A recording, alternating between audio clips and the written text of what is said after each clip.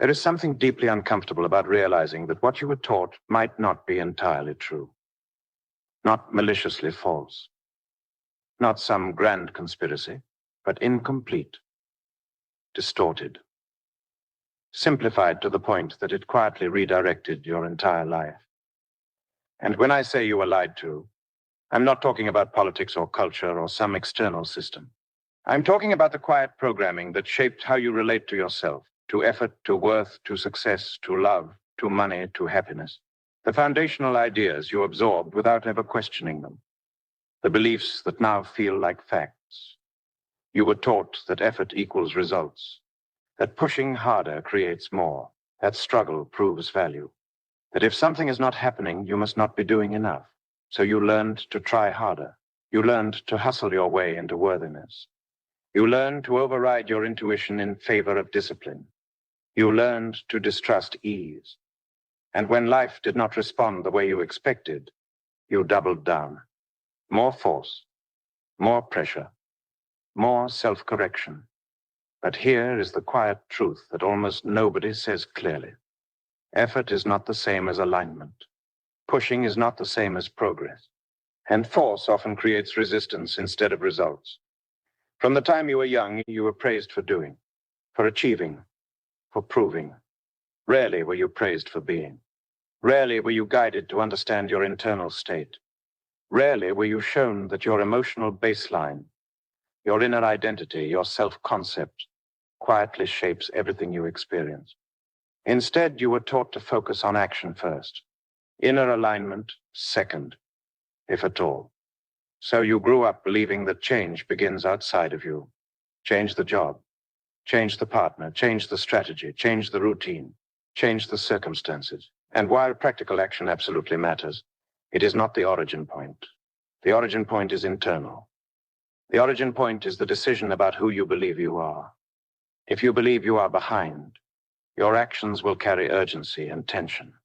If you believe you are unworthy, your success will feel fragile and temporary. If you believe you are lacking, your achievements will never feel like enough.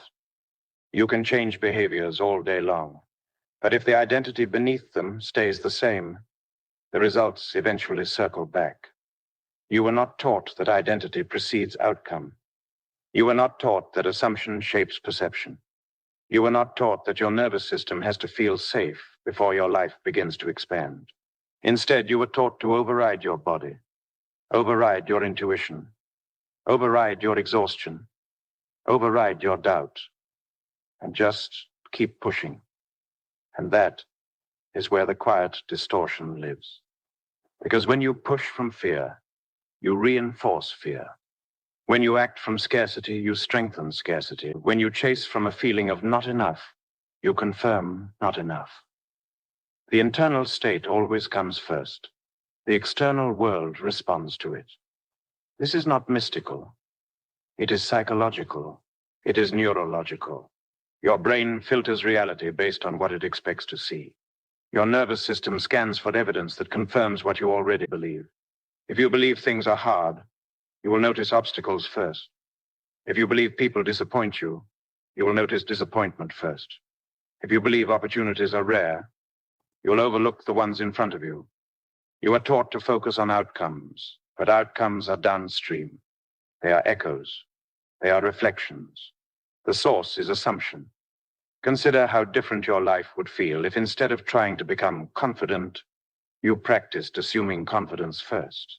Not fake bravado, not forced positivity, but a quiet decision to move as someone who expects things to work out. Notice how that shifts your posture, your tone, your timing, your interpretation of events. The same circumstance feels different when filtered through a different identity. You were taught that belief comes after evidence, that once you see results, then you can feel secure. But what if that sequence is reversed? What if security precedes evidence?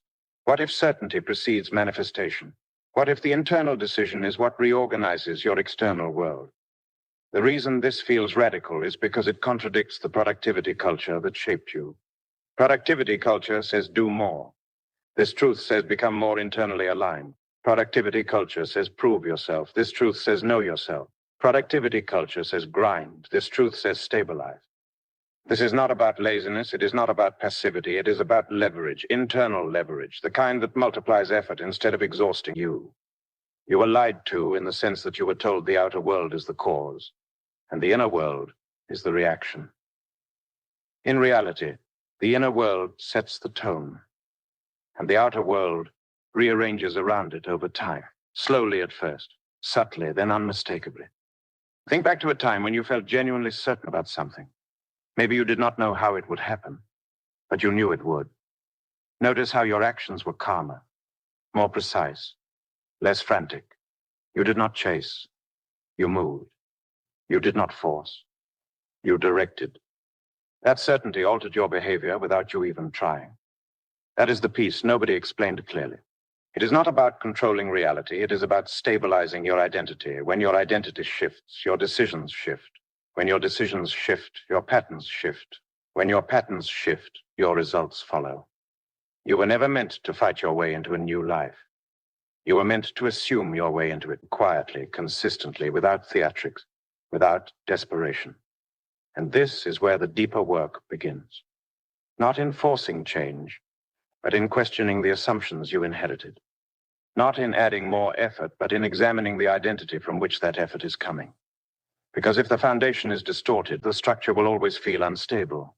But if the foundation shifts, everything built on top of it changes direction without you having to tear it all down. That is truth behind the phrase you were lied to. Not that the world is against you. Not that everything you learned is useless, but that the sequence was reversed. You were told to chase results first. The real power lives in shifting identity first. If identity truly comes first, then the next logical question is this: where did your current identity come from? You did not consciously sit down one day and design it. You absorbed it. Through repetition, through emotional experiences, through moments that felt significant enough to define you. An embarrassing failure in childhood quietly became, I am not good at this. A rejection turned into, I am not chosen. A financial struggle turned into, money is unstable. A stressful job turned into, success requires sacrifice. None of these were formal decisions. They were emotional conclusions. And once the mind forms a conclusion, it begins looking for evidence to support it. This is how identity hardens. The nervous system loves familiarity, even if that familiarity is uncomfortable, even if it is limiting. Familiar feels safe because it is known.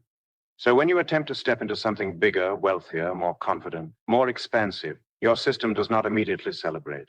It often resists, not because the desire is wrong, but because the identity underneath it has not been updated. That is why surface-level motivation rarely lasts. You can write goals, you can repeat affirmations, you can visualize outcomes. But if your core identity is still anchored in doubt or unworthiness, your actions will subtly contradict your intentions. You will procrastinate in ways that feel logical. You will hesitate in ways that feel reasonable. You will downplay opportunities in ways that feel protective. This is not self-sabotage in the dramatic sense. It is self-preservation. The nervous system preserving the identity it believes keeps you safe. So the real work is not forcing yourself to act differently. It is gently expanding what feels familiar. One practical way to begin is to audit your inner language. Not the polished language you use in public, the quiet language you use in private. When something goes wrong, what is your first thought? When something goes right, what is your first interpretation? Do you minimize wins and magnify setbacks? Do you assume delays mean failure? Do you interpret neutral events as rejection? Write down 3 sentences you frequently think about yourself. Be honest. Do not edit them to sound positive. Capture the raw version. Then ask yourself, is this objectively true? Or is this a story I have rehearsed? Identity shifts do not happen through denial. They happen through deliberate reinterpretation. If you notice you think, nothing ever works for me, you do not need to replace it with an extreme opposite. You can soften it. Some things have not worked yet. That small adjustment begins loosening the rigidity of the identity. Another practical step is embodiment. Instead of asking, how do I get this outcome? Ask, how would someone who already lives this outcome carry themselves today? How would they respond to inconvenience? How would they speak about money? How would they approach opportunity? Then practice that posture in low-stakes situations. If you want to become financially stable, begin acting like someone who expects stability. That might mean tracking expenses calmly instead of avoiding them. It might mean investing in yourself thoughtfully instead of impulsively. It might mean declining opportunities that feel desperate, even if they promise quick relief. Stability is not just a bank balance. It is a demeanor. If you want deeper relationships, practice being someone who assumes connection instead of rejection. That might mean asking clearer questions, listening without defensiveness, not withdrawing at the first sign of tension. When you embody the identity, the behavior naturally follows. This is the reversal you were not taught.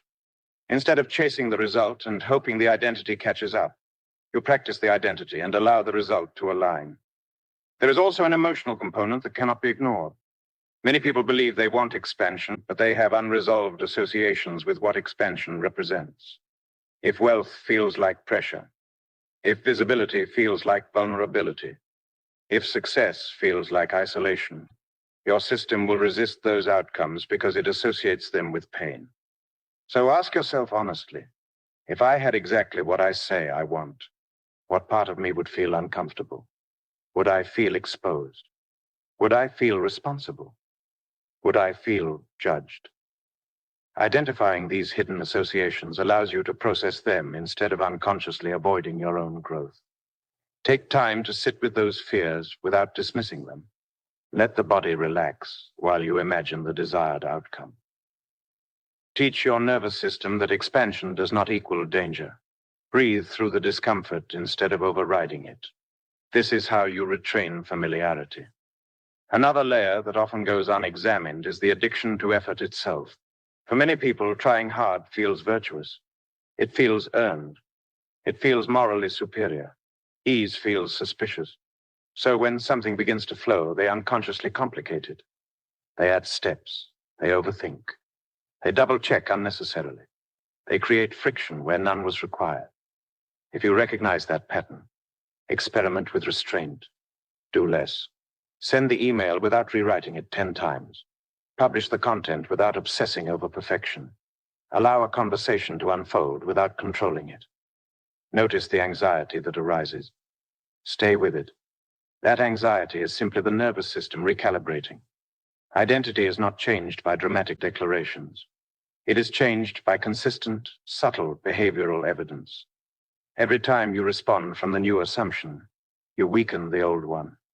Every time you choose calm over panic, you reinforce stability. Every time you choose clarity over confusion, you reinforce capability. This is patient work, but it is powerful work, because once the identity shifts, outcomes do not require force. They become the natural extension of who you are being.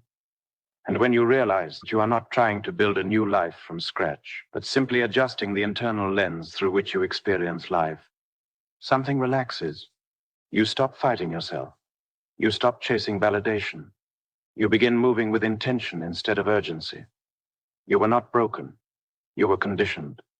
And conditioning can be updated, not overnight, not through pressure, but through awareness, embodiment, and repetition. The lie was not that effort matters. Effort absolutely matters. The lie was that effort alone creates transformation. In reality, effort without identity alignment drains you. Effort with identity alignment compounds. So instead of asking, how can I try harder? Begin asking, who am I assuming myself to be right now? Because that assumption is quietly directing everything that follows. There is a subtle but critical distinction that determines whether change sticks or fades. And it is this. Are you trying to become someone new? Or are you remembering who you already are beneath the conditioning? When change feels like performance, it drains you. When change feels like alignment, it energizes you. That difference is not motivational. It is neurological. The brain does not like pretending. It detects incongruence quickly. If you attempt to adopt an identity that feels wildly disconnected from your current self-concept, the mind will argue with it. It will search for contradictions. It will bring up past evidence. It will highlight every mistake. That is why extreme affirmations often feel hollow. They skip the bridge between who you think you are and who you want to be. Real identity change is incremental expansion, not dramatic replacement. If you currently see yourself as inconsistent, jumping to "I am perfectly disciplined" may create internal resistance. But shifting to "I am becoming someone who keeps small promises to myself" is believable. And believability is what allows repetition. Repetition is what wires identity. Start small enough that your system does not revolt. If you want to become healthier, do not attempt a radical overhaul overnight. Begin by proving to yourself that you can follow through on one manageable commitment daily. Drink water before coffee. Walk for 10 minutes. Prepare one intentional meal. Each completed action becomes evidence. Evidence shapes identity more powerfully than words. This is where many people sabotage themselves unintentionally. They wait to feel confident before they act. In reality, confidence is the byproduct of repeated aligned behavior. You act first in manageable ways, and the identity follows the behavior. Another overlooked element is emotional regulation. You cannot maintain a new identity if you collapse every time discomfort appears. Growth inevitably introduces friction. New responsibilities create pressure. New visibility invites judgment. If you have not learned to regulate your response to stress, you will retreat to your old baseline the moment discomfort rises. So practice emotional steadiness deliberately. When frustration appears, do not immediately react. Pause. Notice the physical sensation in the body. Slow your breathing. Name the emotion without dramatizing it. This is disappointment. This is anxiety. Naming reduces intensity. Then ask yourself, how would the version of me I am becoming respond right now? That question interrupts automatic patterns. You are not trying to suppress emotion. You are training yourself to respond instead of react. There is also the issue of external reinforcement. Your environment reflects your previous identity. The people around you may unconsciously reinforce who you used to be. They may joke about your habits. They may remind you of your past mistakes. They may expect you to play the same role. That does not make them malicious. It makes them familiar with a version of you that is shifting. Do not argue with them. Do not announce your transformation. Quietly demonstrate it. Consistency over time reshapes perception. And if certain environments consistently pull you back into patterns you are outgrowing, you may need to limit exposure. Growth sometimes requires strategic distance. Now consider the role of attention. Whatever you repeatedly think about strengthens neural pathways. If you constantly rehearse what is not working, you deepen the groove of limitation. This does not mean ignoring problems. It means allocating attention intentionally. Try this exercise. For 1 week, track how often you speak about obstacles compared to possibilities. Do not judge yourself, just observe. Awareness alone changes patterns, then begin redirecting gently. If you catch yourself saying, "This is impossible," reframe it to, "I have not figured this out yet." That single word yet preserves possibility. Identity is built on language. Language directs attention. Attention shapes perception. Perception influences behavior. Behavior reinforces identity. It is a loop. When you intervene at the level of language, you begin altering the entire loop. Another powerful practice is future memory. Instead of visualizing in a vague, distant way, imagine a scene where the change has already stabilized. See yourself responding calmly in a situation that once triggered you. Picture yourself handling money confidently. Imagine yourself speaking clearly in a room that once intimidated you. Feel the normalcy of it. Not the excitement, the normalcy. Normalizing the desired identity in imagination reduces resistance when real life begins to reflect it. And here is something rarely discussed. You must allow yourself to outgrow certain narratives. Some people build identity around struggle. It becomes a badge. It becomes a story of resilience. But if you cling to the story of being the one who always fights uphill, you may unconsciously recreate uphill battles to preserve that identity. You can honor your past without living inside it. You can respect the version of you that survived difficulty while choosing not to reenact the difficulty. Ask yourself honestly, what story about myself do I repeatedly tell others? The funny one, the chaotic one, the unlucky one, the misunderstood one. Then consider whether that story still serves the direction you want to move in. If not, begin telling a new one, quietly at first, then consistently. Identity shifts require patience because they operate beneath visible outcomes. There will be days when nothing appears to change externally. That does not mean the work is ineffective. Neural rewiring happens through repetition, not dramatic moments. Subtle shifts accumulate. Instead of chasing visible proof daily, measure alignment. Did I respond differently today than I would have 6 months ago? Did I handle discomfort with more stability? Did I choose growth over avoidance once? These small metrics matter more than sudden breakthroughs. And when you do experience progress, resist the urge to downplay it. Acknowledge it fully. Reinforcement accelerates identity chain. This is who I am becoming. Say it calmly, not as hype, as recognition. You were not lied to maliciously. You were taught incomplete information. You were told to change your results without examining the identity producing them. Now you are adjusting the foundation instead of repainting the walls. Transformation is quieter than you expected. It is not dramatic every day. It is disciplined. It is deliberate. It is sustained. And when the identity stabilizes, the results follow in ways that feel less like magic and more like inevitability. There is another layer to this that rarely gets addressed, and it is the relationship between certainty and control. Many people believe that if they can just control enough variables, manage enough details, anticipate every possible outcome, then change will finally feel secure. But control is not the same as certainty. Control is an attempt to force stability from the outside. Certainty is an internal state that does not collapse when the outside fluctuates. If you are constantly trying to control outcomes, you are reinforcing the belief that circumstances determine your stability.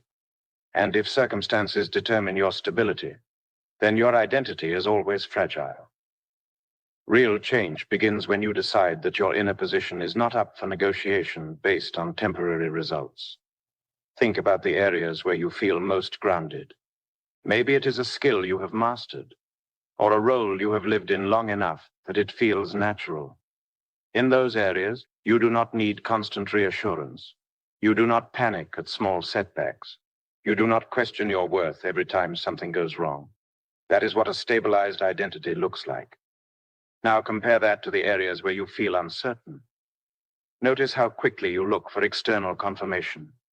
Notice how sensitive you are to feedback. Notice how one minor disruption can spiral into doubt. That is not because you are weak. It is because your identity in that area is not yet anchored. Anchoring identity requires repetition under pressure. It requires showing up consistently when conditions are imperfect. Anyone can feel aligned when everything is going smoothly. The test of identity is who you are when progress stalls, when results are delayed, when old habits tempt you back into familiarity. This is where integrity becomes critical. Integrity is not moral perfection. It is alignment between what you say you value and what you repeatedly choose. If you say growth matters, but you abandon your commitments at the first sign of discomfort, your nervous system registers inconsistency. That inconsistency erodes trust in yourself. Self-trust is the quiet engine behind sustainable change. To build it, you must keep promises that are small enough to maintain, but meaningful enough to matter. Do not declare dramatic overhauls. Choose commitments you can realistically uphold, even on a difficult day. When you follow through, acknowledge it. That reinforcement strengthens your internal authority. There is also the matter of mental rehearsal. Many people rehearse failure without realizing it. They imagine worst-case scenarios in vivid detail. They replay embarrassing moments. They anticipate rejection. The brain does not fully distinguish between imagined and real experiences. Repeated negative rehearsal conditions your nervous system to expect threat. Begin rehearsing competence instead. When you anticipate a challenging conversation, imagine yourself calm and articulate. When you prepare for a new opportunity, see yourself steady and capable, not perfect capable. This shifts your baseline expectation from threat to possibility. At the same time, you must reduce the habit of over-identifying with temporary emotion. Feeling discouraged does not mean you are failing. Feeling uncertain does not mean you are incapable. Emotions are weather patterns, not identity markers. If you attach identity to every emotional fluctuation, you will experience constant instability. Practice observing emotion without merging with it. Instead of saying, I am overwhelmed, try, overwhelm is present right now. That subtle shift separates identity from experience. It allows emotion to move without redefining who you are. Another overlooked factor is your relationship with time. Impatience often masquerades as ambition. You want change quickly because you believe your current state is unacceptable. That urgency creates tension. Tension creates contraction. Contraction narrows perception. When you relate to growth as a long game, your nervous system relaxes. Relaxation increases creativity. Creativity opens options. Ironically, patience accelerates progress because it reduces internal resistance. You must also examine the reward structure you operate under. If you only celebrate visible achievements and ignore internal development, you condition yourself to chase outcomes rather than embody growth. Begin rewarding internal shifts. If you handled criticism with composure, that is worth recognition. If you chose discipline over impulse once today, that is progress. Your brain responds to reward signals. If you only reward dramatic milestones, you will undervalue steady evolution. And steady evolution is what builds lasting change. There will be moments when the old identity feels more comfortable simply because it is familiar. Familiarity is not proof of correctness. It is proof of repetition. The nervous system prefers known patterns, even dysfunctional ones, because they are predictable. When you feel the pull toward the familiar, pause instead of reacting automatically. Ask yourself whether comfort in that moment serves your long-term direction. Often, growth feels unfamiliar before it feels stable. That does not mean it is wrong. It means it is new. And here is something that challenges the narrative you were given. Motivation is unreliable. Waiting to feel inspired before acting guarantees inconsistency. Identity-driven action does not depend on mood. It depends on decision. Decide who you are becoming. Then act in alignment whether you feel like it or not. Over time, the emotional state catches up with the behavior. That is how identity solidifies. The shift you are making is not loud. It does not require public declaration. It requires private consistency. The world may not notice immediately. You will. And that awareness strengthens conviction. As your internal certainty increases, you will notice something subtle. Situations that once felt intimidating begin to feel manageable. Reactions that once felt automatic begin to feel optional. Choices that once felt difficult begin to feel obvious. This is the quiet evidence of identity restructuring. You were not lied to in order to limit you. You were taught to focus on symptoms instead of sources. Now you are addressing the source. You are choosing internal authority over external validation. You are building identity before demanding results. That foundation is not dramatic. It is deliberate. And it is what finally makes change sustainable instead of temporary.